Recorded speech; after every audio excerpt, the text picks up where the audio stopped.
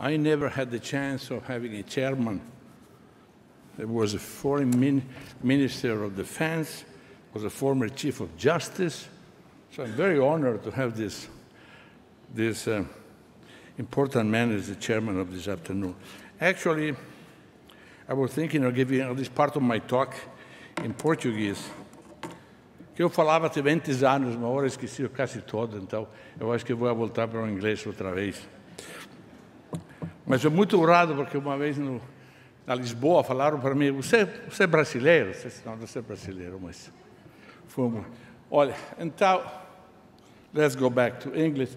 I would like to ask the question, how can science help in this problem? That's the topic I'm going to entertain and to give some suggestions, modest as they are, but the suggestions came out with some collaboration with many friends that I have in São Paulo and in Brazil in general. Can I have the second slide? Can I have the other slide? Okay, as everybody knows, almost everybody knows, that America was discovered in 1492. That's not exactly a piece of news that you get excited about, but there is a story behind that. Because the Portuguese, when Columbus discovered America, were very concerned of the fact that they also wanted to go to the Indies because of the spices, the market of the spices. So they were trying to find the shortest possible way there, and they were afraid that the Spaniard would do it first. So at that time, where did they go? They couldn't go to the United Nations because it was not in session. They couldn't go to the Security Council because it was not there, so they went to the Pope, you know, the next best thing. The Pope happened to be Alexander VI, Rodrigo Borgia, not exactly a person with immaculate curriculum, but still, it was the Pope. There was nothing else they could do. So the Pope decided in 1494, so 2 years after, it was called the Papal Bull of Tordesillas. And this is the picture of the Treaty of Tordesillas that I took from the library in Lisbon. And what did the treaty say? Can I have the next slide? The treaty said, if we can get the next slide, please. Oh, the treaty said that right of that blue line, the line of the Pope Alexander VI, to the east of that, it was the domain of Spain. Portugal could take whatever they wanted, simply because they had already discovered Cabo Verde. And to the left, to the west, that was the Spaniards. For the Portuguese navigator and the government did not like the idea of having confined to that line. But still, there was nothing else they could do. So what did they do? Very smart. They went along that line, south. See, they couldn't go west. They went south. And so that's why, along the line, that's why in 1500, Pedro Álvares Cabral discovered Brazil. So the Pope had something to do with that story. Now, when he discovered Brazil, of course, he discovered the Amazon River. And there is still an interesting dispute among cartographers nowadays if the Amazon River is the longest river in the world or whether it's the Nile in Egypt. It's an academic problem, of course, because the difference is only a tiny, but it's an interesting cartographical problem. If you go to Brazil, they will tell you, of course, that is, without any doubt, is the Amazon River. If you go to Egypt, guess what? They tell you the other way around. But still, it's an interesting thing. The Brazilian folklore says that the Amazon River is that river at the end of which it creates the Atlantic Ocean. It's a slight exaggeration, but still, it's an interesting. After all, 15% of the fresh water of the Atlantic is due to the Amazon, so there's some truth in it, a little bit exaggerated. Can I have the next slide, please? Next to the Amazon River, of course, there is the. Oh, I can change the slide myself. That's high tech. Which one is next? That's it. So I would like to cite, first of all, my friend in São Paulo, USP. They're working with me in this project. And to tell you the following things.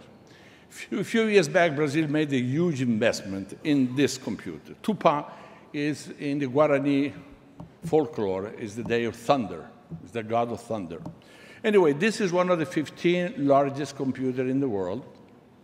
It's able to process 224 million operations per second. Okay? And It became operational just a few months ago. Now, what do you do when you have a computer like that? That's a huge investment. It's an investment for the economy, for the future of Brazil, and has to be said in favor of that things. Now, we want to study the ocean. And my program, the proposal that we have with our Brazilian colleagues is to study the ocean. Why to study the ocean? I just started. How could you give me 5 minutes? Okay, 5 minutes. So the Atlantic Ocean, especially down in Brazil, is suffering from water that comes from the south of Africa, which is warm and is salty, so it changes. Why do we want to study that problem? Simply because the knowledge about the ocean is abysmal, both in Brazil and anywhere else. But the important thing is that this current, this Brazilian current, is very complicated. It's extremely complicated and extremely important. Why is it so important? Because if you're talking about the green Amazon, which we have heard a great deal about by the governor a few minutes ago, there's also a blue Amazon. And the blue Amazon is the one on the right. They call it blue Amazon. 200 kilometers offshore, there's 98% of what the Vice President of Brazil this morning was referring to, and that's the oil. Okay? Now, you cannot just pull out the oil from the bottom of the ocean without knowing what you're doing. You have to know. So 98% of the reservoir petroleum is in this blue Amazon. So it's not only the green Amazon, there's also the blue Amazon. Now, it's written there in Portuguese.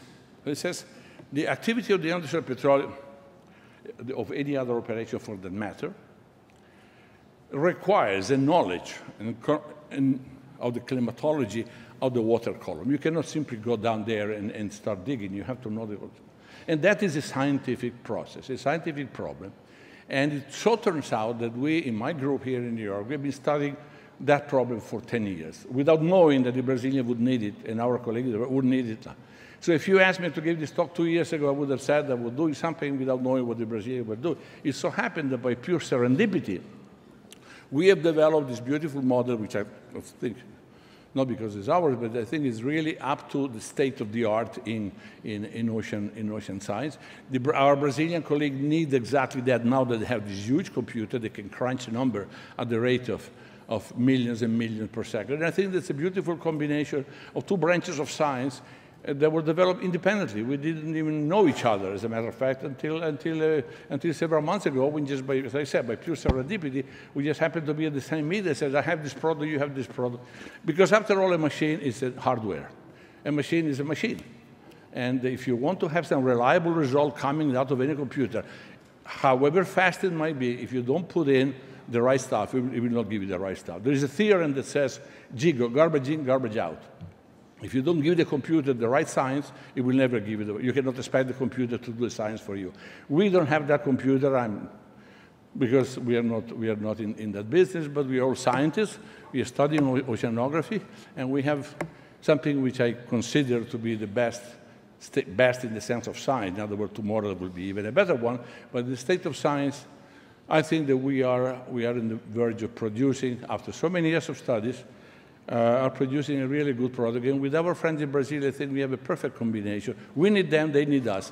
And I think that at the end of the day, that will help the prediction of the water columns where Petrobras or whoever does the digging will. So it's a beautiful combination of science. I think the science can really do. There's another aspect that I would like to mention briefly before I give the floor to the next speaker, is that we are not only scientists, we are also teachers. I've been teaching all my life, and I hope I'll be teaching for the rest of my life. And there is, in INPE, that was cited this morning in San Jose dos Campos, in Cachoeira Paulista, when they have this computer, you have to grow a new generation of students. You have to grow a new generation of scientists. You cannot borrow them from, it's not good that you can buy from other. You have to create them locally. By local, I mean in the local university. This is a golden opportunity, not only to do some good out of science for the interest of Brazil, for the economy of Brazil, for the development of Brazil, but also to have an eye in the future, in the sense that you create a new generation that knows the technology, knows the science, it knows combining the two for something that has a spin-off, as they say, in the social product. And that, I think, is the very satisfactory aspect of our collaboration, which I hope it will start as soon as possible, because we really want to get this, as they say here on Broadway, get this show on the road. Thank you very much.